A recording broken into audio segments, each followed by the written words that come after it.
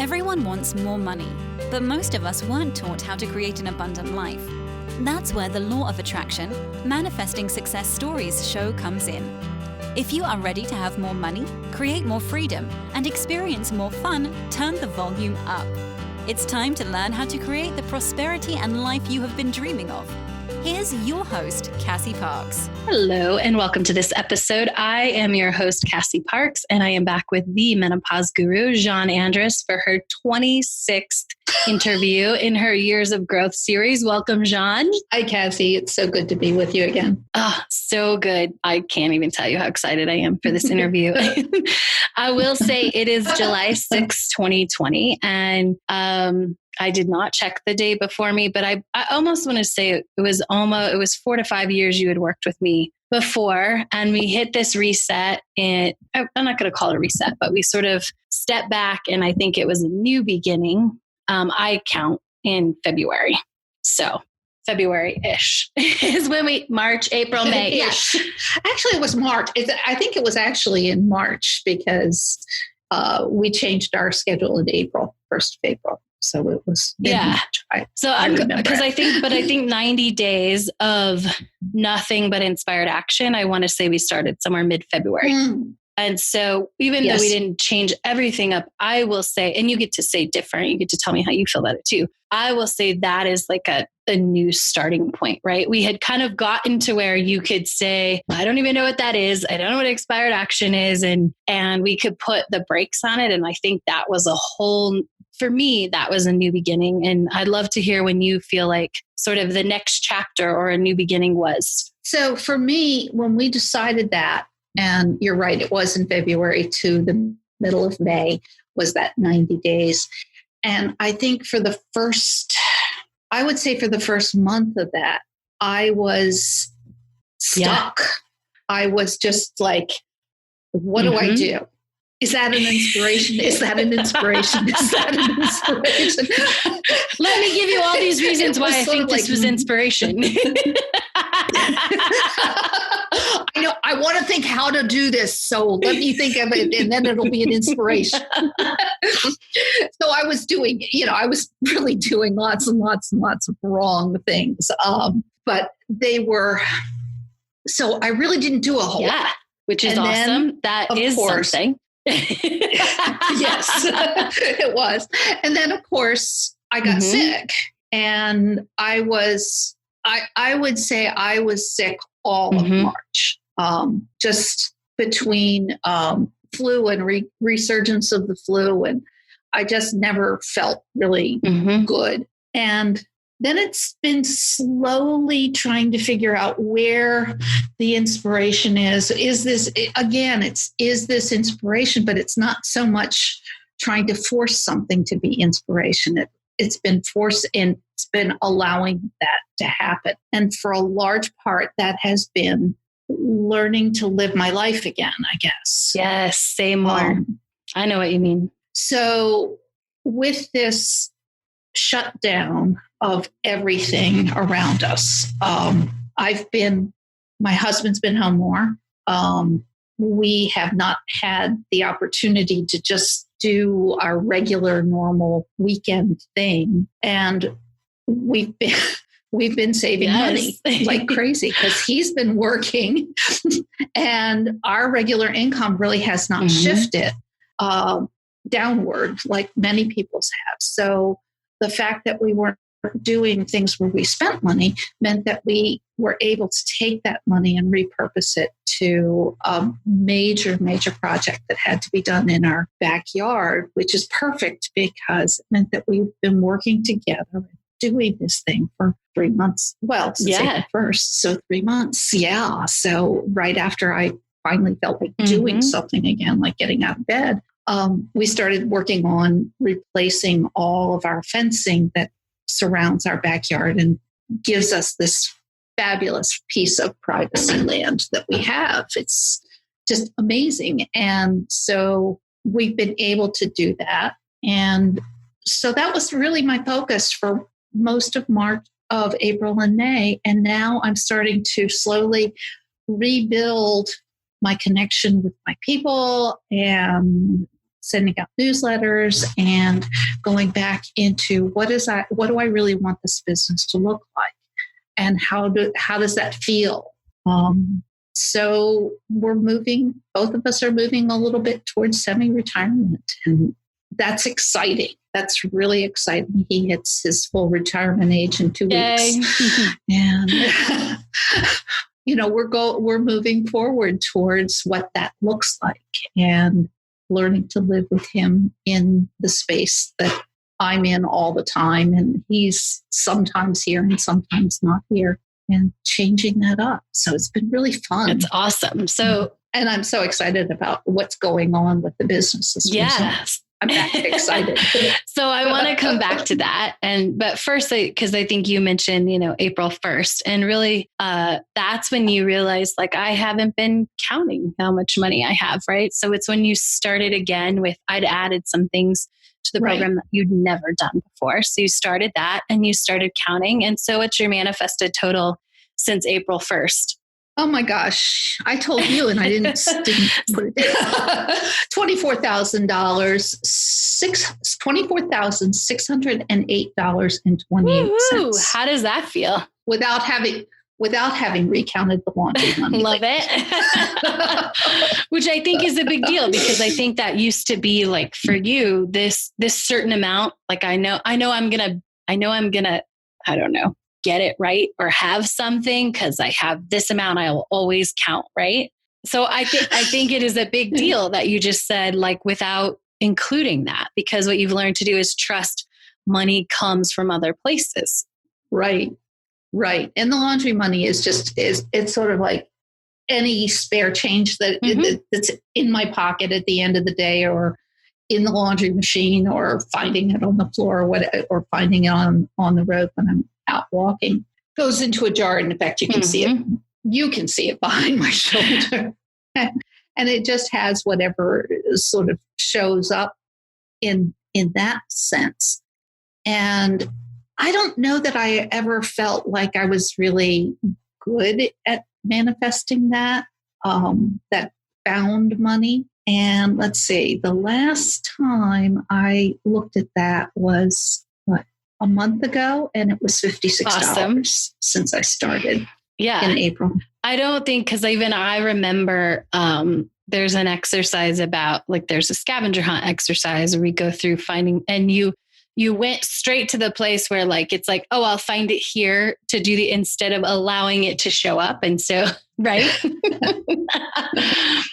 Yeah. And then I redid it. And interestingly enough, I found all kinds of interesting money since then.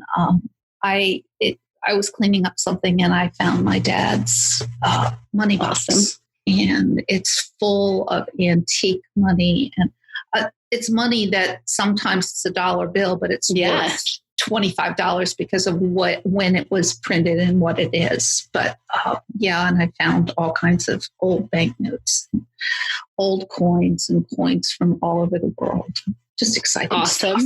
And I know it's there sometimes if I really think about it, but it's like, oh, it's just so much fun to go through it again and see all this stuff. It's awesome. So how do you feel having that manifested total?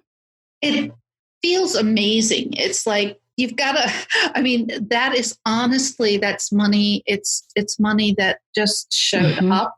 It's money that somebody else took care of something for me. It's money that wasn't spent on something else. Something that when we were working on the fence, we didn't get a delivery. So by the time they gave us all the credits for having screwed up our delivery, it was half price. Yeah. What we would have spent. So it's just been amazing. And my focus on it, my understanding of that as manifested money has just really, really changed in the last 3-4 months. Would you say that makes, like, the whole process easier? Yeah. And more fun.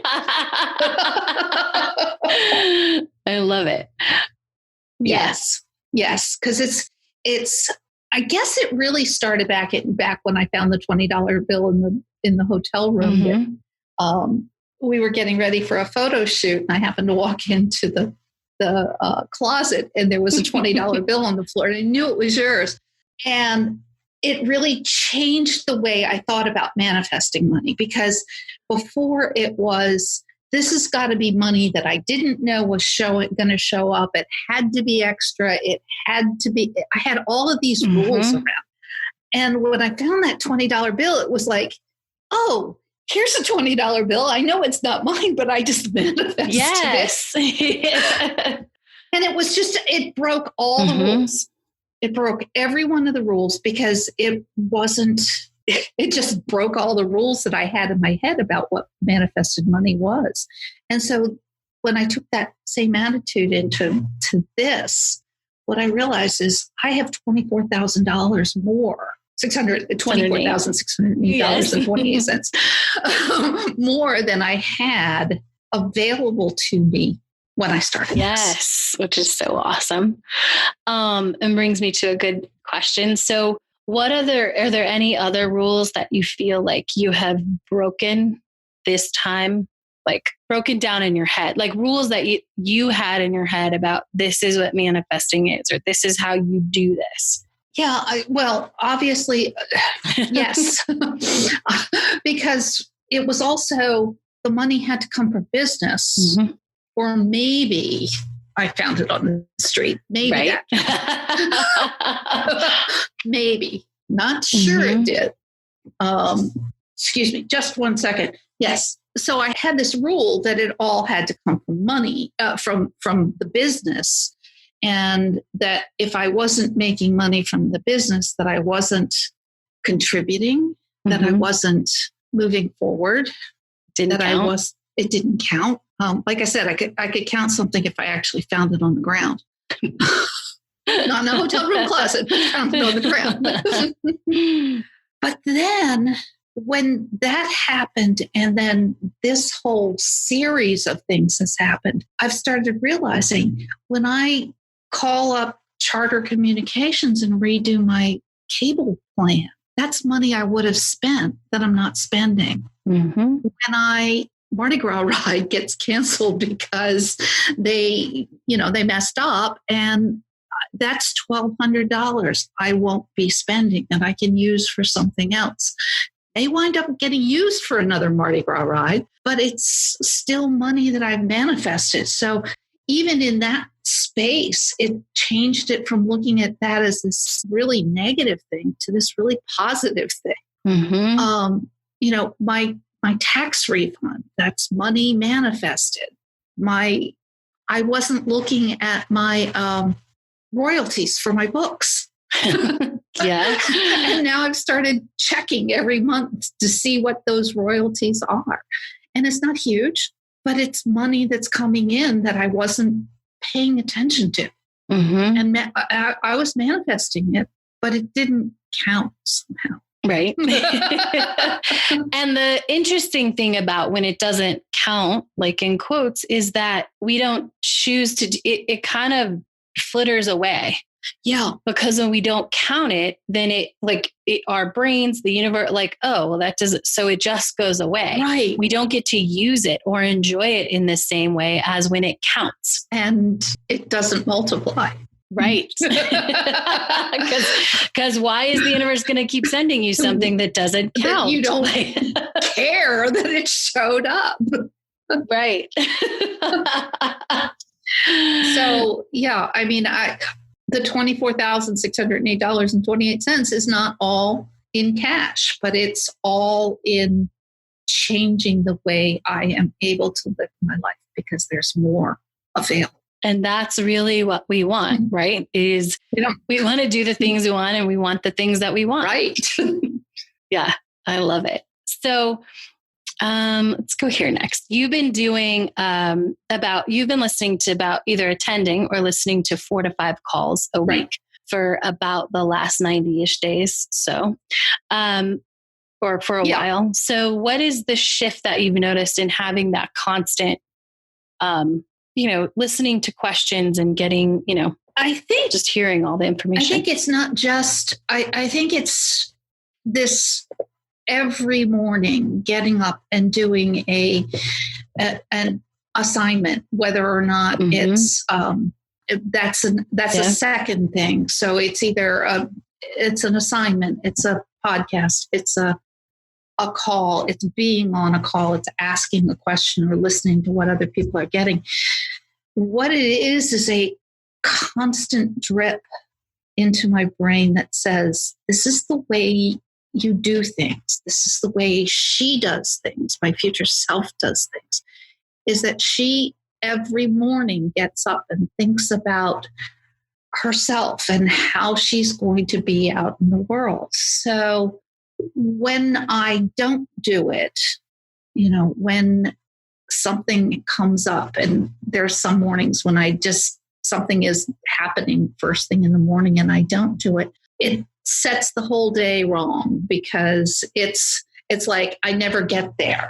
So now I'm learning. Now I'm learning that if something else happens, and I do have one morning every other week, I have a 7:00 Friday morning meeting. And so I have to say, okay, after that meeting, I'm going to come back and I'm going to do my assignment, or I'm at least going to listen to a podcast if I have to go somewhere or whatever. I'm going to listen. I'm going to absorb this. I'm going to celebrate. And I think for me, this has been a key. And that is to start celebrating everybody else's victories. Yes. I'm sure that nobody who's been listening to me would believe this, but I'm a competitive person. And so for a very long time, it was, well, so-and-so is doing better. They're getting more. Why am I not doing that? What am I doing wrong? And now what I'm realizing is what I was doing wrong was forgetting to celebrate their victories. And to see that as evidence that was coming into my life as well. Yes. So now when Shannon gets a great order, it's awesome. And when Betsy works with somebody new, that's fabulous. And when Kimberly, does something awesome with her printer, Blowforge or whatever it's called, it's awesome. It's wonderful. And just sometimes in the morning, just looking at these beautiful women who are sitting there on the other opposite side of a Zoom lens as me, and realizing how much they're getting and how wonderful it is for them. And that if someone gets something, it's not taking away from anyone else on that call. It's actually not taking away from anyone else in the world. Right. As they say, it's not pie. It's not a finite amount of it to go around. Yeah. And what I love is that, what do you think, first of all, or do you think it was just, there was just a shift? What do you think opened you up to see that? Because it's not like I've ever said, don't count anyone else's. Don't, right? I have said, whether you heard it or not, right? Like other people's stuff is evidence. So what do you think happened, or what was the shift? Or was it just by doing the work that you made that shift naturally? I think it's evolution. Yeah. Through doing the work over and over and over. And also starting to see other people say, when Vicki says Polly got a role and that's evidence for me, or when vice versa, or when, when everybody else is sitting there saying, I'm celebrating Vicki, I'm celebrating Anita, I'm celebrating this person or that person who's done such an amazing thing. And I will admit to still being a little jealous of Susan's adventures out in the wilds of Alberta.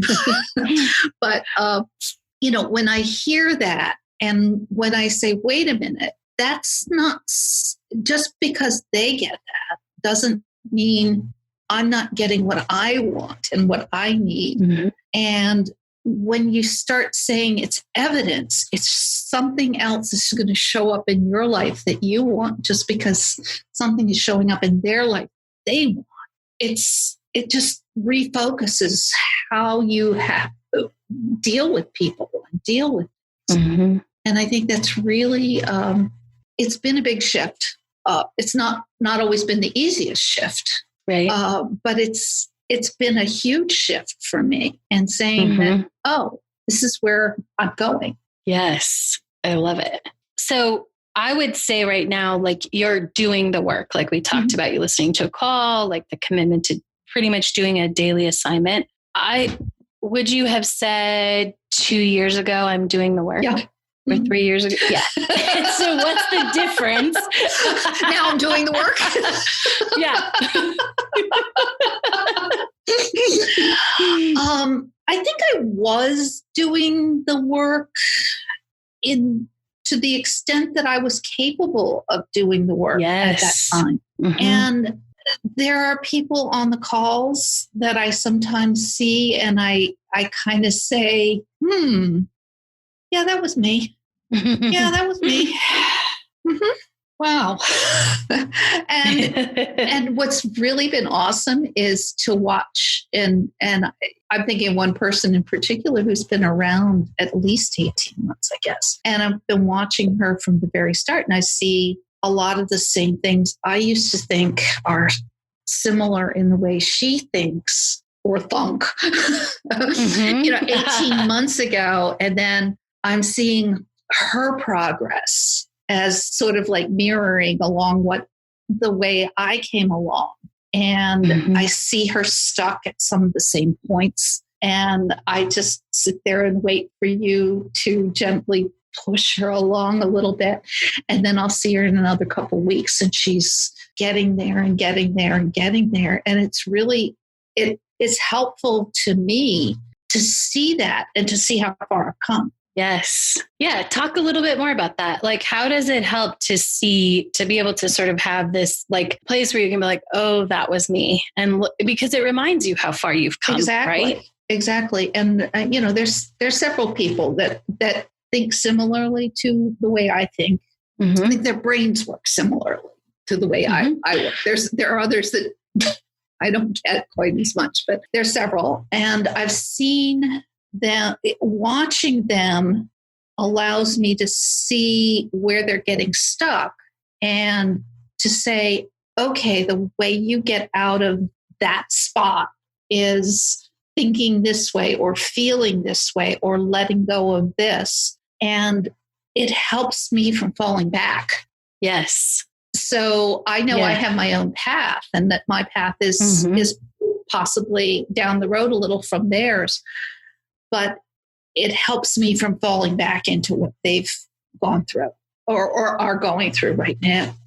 Or did go through. Yeah. Yeah. Because it's one more, it's in your brain. Like, okay, that's like, I can remember. I go, nope, just keep going forward. Or this is how I get forward. Right. I love it. All right. I feel like I could talk about these shifts, but I want to make sure we talk about a couple things. So you have a new class that's literally starting tomorrow. A new cohort of your class. Yes. And so tell us, what's the class, how the inspiration, how much you did or didn't do to get the people in this class.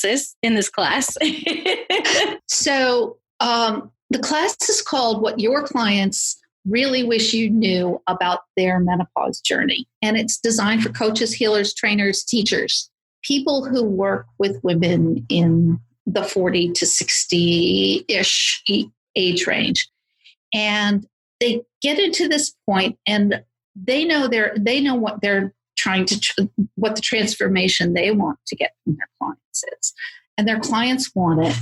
And their clients get into the class and all of a sudden they zig when they're supposed to zag, or they just do something weird, or they stop engaging, or they ghost.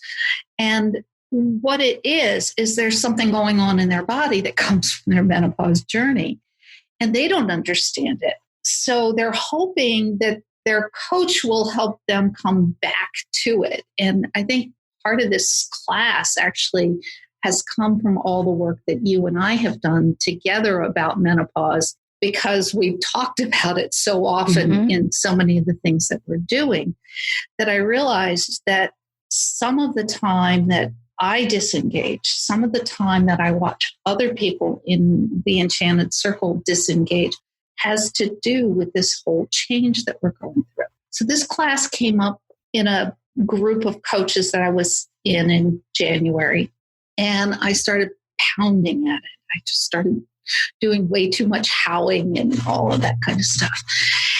And it didn't actually happen.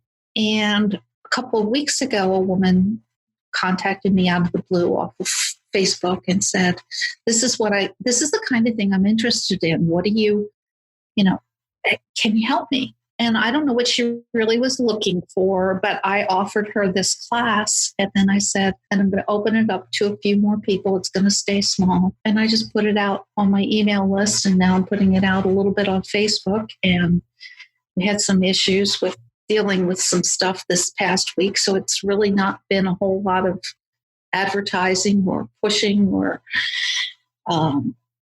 feeling like I need to pound it out there. But I've got a couple of enrollments, and we're doing a beta class, and it's going to be great. That's awesome. So what I hear is that by not pounding and just really letting it be easy and following inspiration and allowing the clients to come to you, right? Yes. You were being you. You've been doing the work consistently for more than 90 days, which is probably the first time that you have been this consistent. You have been good, but this consistent, and somebody comes to you. So without pounding and just doing your work and then following inspiration, people are coming to you, you're making more money, and it was much easier than pounding. Super easy. Super easy. Yeah, I'm just taking some stuff I had available. I wrote a quick email to my list, and I'm putting some stuff out on Facebook today to see if I can add the last 2 places in the class. But it's been super easy. How does it feel to say my business has been super easy and I have more clients and I'm filling a class? And awesome. It's just, and it is what I wanted it to be all along, and have known how to make it be that way. And now I don't know how to make it be that way, but I just can let it be that way. Say that again. If that makes sense. So I never knew how to make it this way. Yes. And I still don't. Right. But I now know that all I have to do is let it be. Yes. It's easy. Yes. And would you add to that, continue to do the work? Like continue to step into your future self. I just want listeners to hear. I assumed you meant that, but I want anyone who's listening to understand that's a pretty important part. Yeah, that's a pretty important part. And speaking of your future self, you've got you're inspired partly through, I think, becoming this more aware. Like this is the thing. And you said it, when I start counting it and I let more money come into my life, you're more open to more money and you're more open to see these things. It's really hard to explain to someone, but we often put up fences and walls around what we can see and what we can even learn is possible. But when we're blocking money because we're not allowing it. And so, you've recently done some Social Security investigation and have awesome stuff, right? Yeah, my husband does reach full retirement age in just a couple weeks, and he's not ready to give up working yet. And I'm not really completely ready to have him home 7 days a week. But I wanted to open up the possibilities that he could start cutting back and only work either 3 or 4 days a week. And so I looked at Social Security, and I found that his Social Security was $300 a month more than I expected it to be, which means that that just allows us to, as long as he's working this part-time shift, we can put money away to cover when he stops working fully. And I also checked mine, and it was $500 more than I expected it to be, which means that really coming in from the both of us, it's actually just about what we need to survive. That's awesome. And what was this? So I have two things here. Not thrive, but survive. But that's even... It's a start. I don't even know how to start. It may be a story. Yeah, I think there's still a story, but it's a better version of the story, which probably was we can't live off that before, right? Mm-hmm. Yeah. Yes, very definitely. There was this, are we ever going to be able to not work? Mm-hmm. And now that you see this opening, I'm sure it's just going to grow, right? 6 months from now, we're going to be having an even different conversation. Yes. And just because these things aren't accidental and you can't make them up.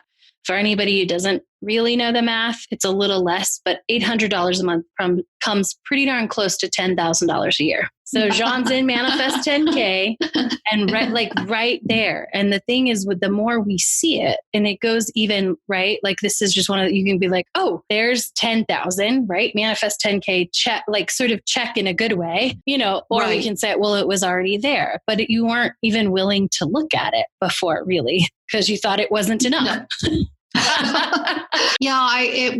It came about because I started hearing some stuff about Social Security and what they might be doing. And I thought, well, let's go ahead and see what happens. So we have applied for him, and that means that he will be in a better place to semi-retire or fully retire over the next year and a half. Yay. And I will start my Social Security after I have another year and a half-ish.